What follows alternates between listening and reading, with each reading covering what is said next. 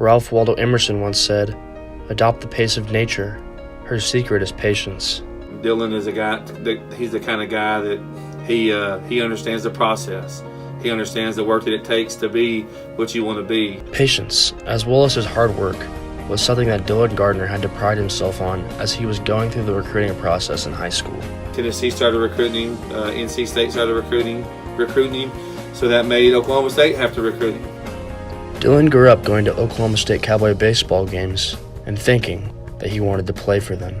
Growing up in Stillwater, I got to be around the really rich history and culture of Oklahoma State baseball and got to see some regionals and super regionals here. Dylan played different sports growing up, but baseball was something that not only he loved, but him and his dad, Gary, always shared a love for.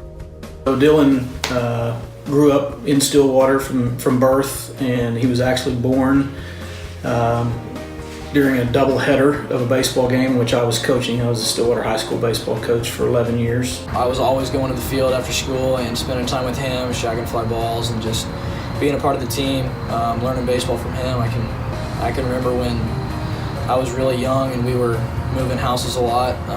We'd go out in the street and practice picking the baseball and throwing and catching. And so he's definitely had the biggest impact on me as a player. The offer and opportunity that Dylan had been waiting for his whole life finally came. Head coach Josh Holliday brought Dylan in and told him that they have an open scholarship. When Coach Holliday was starting to recruit him, Coach Holliday started calling me and asking questions about Dylan, and it was really cool. That whole process was really neat. Dylan was one of the hardest working players that Stillwater head coach Jamie Harris had ever had. And the thing that I told him was that it wasn't a coincidence. I mean, it was the way that it was supposed to be, because he was rewarded for the way that he worked. I mean, he stayed to the process, and he stayed, and man, he got after it, and the things that he did to prepare himself for that, not very many people know. That was always a dream of his, and he was able to obtain that. It came slow for Dylan.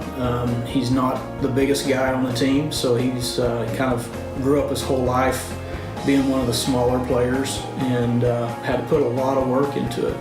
Dylan is an inspiration for those who have a dream and must wait for their opportunity to go after their dream.